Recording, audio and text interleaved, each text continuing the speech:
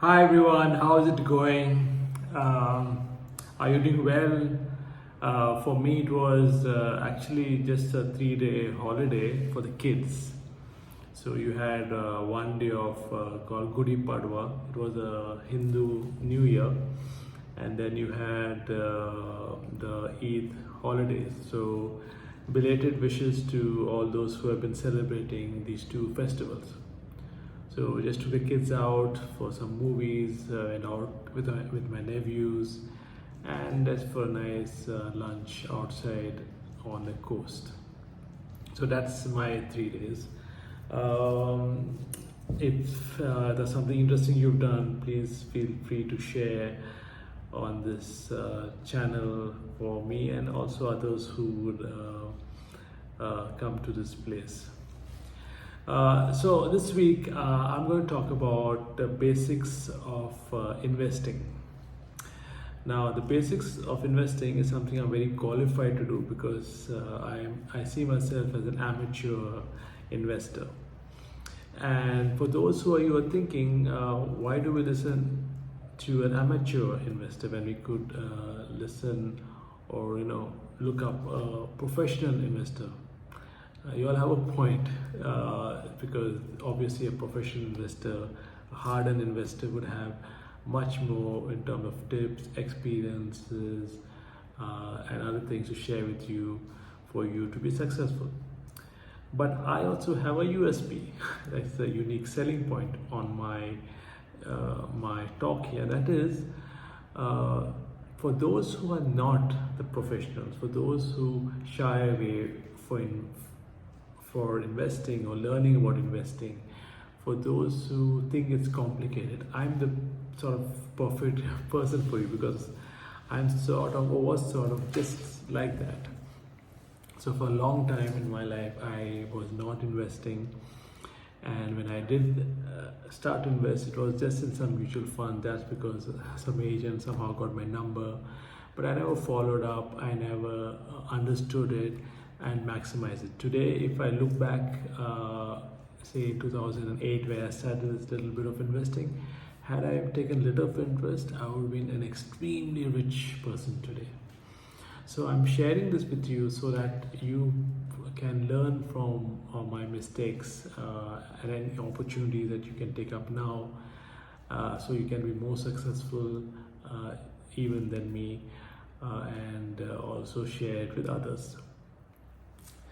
So before we go to investing, right, I just want to make it clear, why is it important for us to invest or think about investing or learn about investing?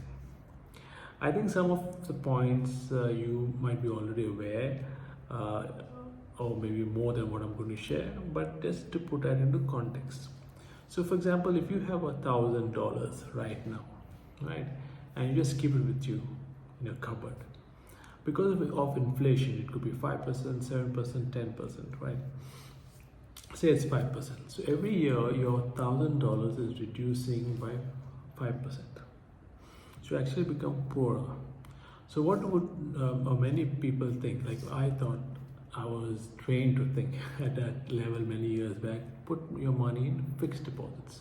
So yes, fixed deposits would give you an interest. Say in the emerging markets, they might give you 6-7%. In the developed markets, maybe 1 or 2, and some of them are even into negative. But say for example, they give you 7%, right? And you say, okay, great, my money is growing by 7%. But in those markets, like in India, for example, inflation not about 7%, although the government might tell you on an average, but actually if you see the areas where you are focused on or you're buying the vegetables, the fruits, inflation is much higher. Okay, and so actually what you're doing is, even if you're getting a 7% interest and your inflation is touching 10%, you're actually, or maybe 12 or 13, you're actually losing money every year. So while you are not that bad as keeping your money on a table and losing a lot of money, you're still losing money. So that's number one. The second part is that if you do not invest and you earn a salary and your salary increases, say 5%, 10%, and say just for argument's sake, say 10% is a norm where you get an increase every year if you're lucky, right? But you and I know the things are increasing way beyond that. So salary is over there and everything else is going much higher. So what actually happens is you still will struggle. So maybe you take a part-time job, maybe you will struggle for the promotion and you're gonna kill yourself, work longer hours, right? And what you're doing is you're just tiring yourself, increasing the stress levels, and it's like a continuous sort of rat race. Then you will have unexpected emergencies. Hopefully you don't, but that could happen. Some family investments in terms of education for kids, a family wedding, something where you like to do also. When you like to travel the world, but you're not being able to because your income doesn't allow you with all the expenses that you have to do. So there are a lot of things. I think you got the idea, and we can keep on talking about that. The point is to make you understand investing is sort of a necessity now. So coming back to my point, as an amateur investor, my objective is here is although I will share with you some of my things which I did and some of my tips, I would go further and say go to a professional, right? Go to a seasoned investor and learn from them. Read books, go for courses. My point here is only to start to get you thinking about investing, right? It's not to fully educate you, and I'm also in education process myself. So if many were like me, right, and they say, oh, it's so complicated, I can't understand the jargon, I can't understand a lot of things, you're right, because I was exactly like that. And I'm in a way still like that. I'm trying to read this book called Intelligent Investor. It's supposed to be the Bible of investing by Graham, and I find still a lot of complicated things, but I still make an effort to read. That's a tip. Even if you don't understand it, read. Maybe you don't understand 100%, but even if you understand 5 to 7%, that's an improvement. And there are many other books like The Millionaire Expat, right? Books by Rich Dad, Poor Dad, the name Rich Dad, Poor Dad, written by Robert Kiyosaki. Even some of the inspirational motivational speakers like Anthony Robbins talks about investing. So what I'm trying to get is read even a little, even to simple ways in basics as much as possible.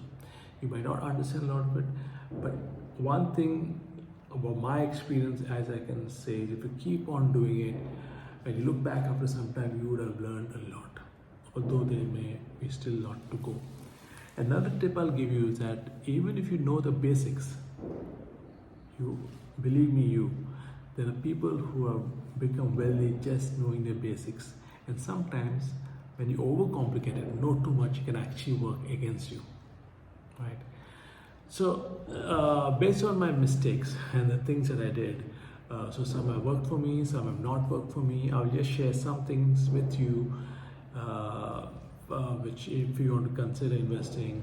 So you have real estate. In real estate, it's one of the fastest growing investment tool. However, it's also very risky. You can make a lot of money, you can lose a lot of money. I have friends who have lost a lot of money also, and I have friends who made a tremendous lot of money. So a lot of things there. I would tell you, do a lot of homework to the point it gets so detailed, and you might think, why am I doing so detailed? But everything counts. Be full, as much as prepared as you can before you go for your real estate property. Do a lot of homework. For example, one thing I got from Robert Kiyosaki is if you want to buy property in a place, he would go jogging around the place or walking around the place. So you understand what's coming up there. Speak to the people. Are there anything that's not aware generally in the public? Okay, but it looks like it's going to come up things in the news, so you can see whether the area has potential or not. Another thing is diversify in real estate as you diversify anywhere. So if God forbid you lose something else still stays, or you gain higher. Okay. The second thing which I did before but I did not follow up properly, and had I done it, as I said, I would have made a lot of money, is mutual funds. So mutual fund is where you have an expert to handle the money, and it depends where you're going to put it. Now you need to decide. You're going to put in the Western countries, in India, in emerging markets, wherever. That's a different discussion. But the point is that, say in India, for example, there is a charge of approximately about 2%, which goes as a fee to the fund manager. Now, if you're thinking like me, what is 2%? Like nothing, but actually it is, because 2%, say your return is 10%, right? So if you're paying 2%, you're paying 20% actually to the fund manager. Now you could argue that is right because he has experience, he or she has experience. Okay, but what if there was a way to reduce the 20%? So I have money in mutual funds, but not all my investments in mutual funds. So then, as I said, I was reading a lot of books. So one of the books was by Warren Buffett, where he says he prefers index funds. Index funds are similar to mutual funds, but they are passive. They don't have a fund manager, so which means the cost called expense ratio is much lower. So you could be just paying 0.2%. So from 0.2% compared to the 2%, there's a huge difference of money which comes back to you. What are index funds? Basically, the fund which tied to the market. So, for example, if you have, say, the top 50 companies in any stock market, right? So the index fund is tied to the top 50 companies, right? So, for example, you have the Nifty 50 in India. So whether they go up or they go down, in the fund is linked to them. Now, it's common knowledge in stock markets they go up and down. But if you take an average line, there's always the line which goes up. So based on that understanding, if you have patience and you wait for some time, as Warren Buffett says, you will make a lot of money, and he's a sort of the ultimate investing advice. Then you have stock market. I personally have put money in stock market, but I don't do day trading. I'm not an expert in it. But there are people who make a lot of money. Now that is a separate thing that you need to study yourself, but that is one option. Another option is the crypto currency market. Now, again, I've started investments in that abroad, not in India, and there are people doing it over there. There are pros and cons. Some have views for it, some have views against it. Now that is it for homework you need to do yourself. I'm just saying the various avenues. And I must say here a disclaimer: no investing is 100% safe, right? So just be clear about that. So I'm not saying to you put your money then for sure you're going to make a lot of money. Our lives are not 100% secure, so we do the best we can, and the more we diversify, do our homework, study the thing even to the basic level, in my opinion the risk level comes down, right? So I hope this was helpful. There are a lot of books out there you can read. Please reach out to me if you need references of any of the books. You get the YouTube videos. There are trainers who come to various cities, like in Dubai they would come. I know the Bombay also they'll come, and other cities, including the West. Of course, in the West, there are a lot of them where you have the opportunity to learn. My advice to you: take interest in this. Okay, it will really help you in the long run, and this particularly for the employees. As you might have a great job and you might be very lucky, but generally a job is not always secure, okay, all the time, right? And you might be stuck in it, and you might want to get out but can't get out because you have all these bills to pay, your income is not enough. So my thing is, my ideal combination: you have a great investing process that runs for you, and you have a job. So God forbid if something happens for your job or an emergency, you have a backup plan which reduces the stress and increases your confidence. So thank you very much for listening. I hope this was valuable. Again, this is from an amateur investor, investing for beginners. Please do like and share my video if you find it helpful. And until next week, all the best to you. Thank you.